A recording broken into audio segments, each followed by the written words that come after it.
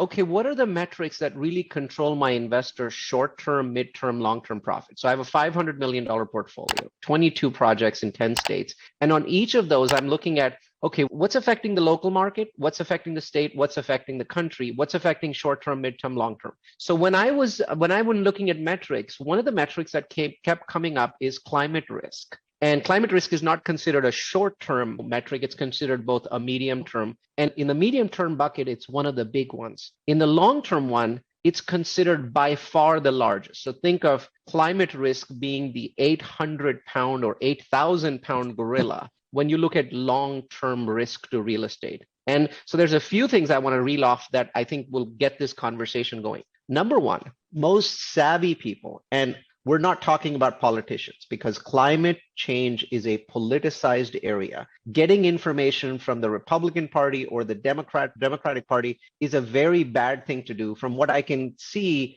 these people are paying, right, either believers or non-believers to write a bunch of stuff, which is completely biased. But as you can see, some areas are more politicized than others. So if you look at top 5 politicized areas in the US, I'm sure climate shows up in that list. So I look at everything that they output with skepticism, which means that I basically can't read any of their stuff. So what I'm left with is to follow the money. Climate change is big deal. It's a big deal. And even if you don't believe in climate change, I think everybody on the podcast knows the damage that New York and Miami and other places have taken because of climate, maybe not climate change, but climate. So you know that it's big dollars. Where there's big dollars with a big billion or a big trillion, there are going to be people following the dollars and following the profit. So there's reports there. So I've been looking at that data. And when I look at that data, the first thing that appears to me is very few people in the US understand just how devastating this impact is, even if it's not caused by hydrocarbons.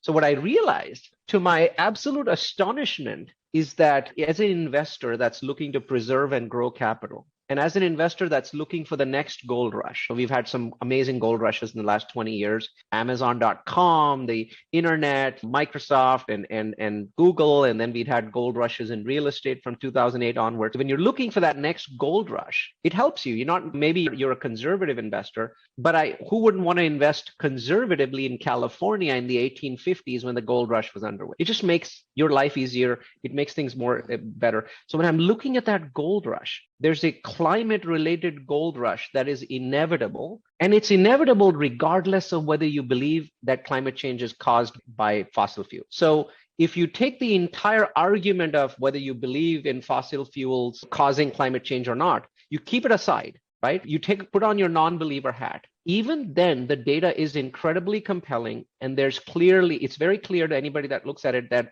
there's a lot of money to be lost and a lot of money to be made. And that's where I started my climate risk journey. And the second thing, so that was the first thing, that you don't have to believe in climate change to profit from it. The second piece was, it's very obvious that real estate is actually the hardest hit market because of climate risk. So once again, everybody on this podcast will agree with me that hurricanes are getting stronger because it only takes you 2 minutes on the NOAA website to look at how many hurricanes we've had compared to how many hurricanes we used to have. So again, what causes it? We separate that, we leave it to the politicians to decide, but it's clear that something is happening, and whether we control it or not, it is going to affect us. And the area that will be affected the most is real estate across the world. Right? It's real estate across the world. It's real estate in the United States. And so I looked at it and I said, so if we are the vertical, if we are the industry that is the most affected, why isn't anybody talking about this? And the answer is people are talking about it. People are making decisions.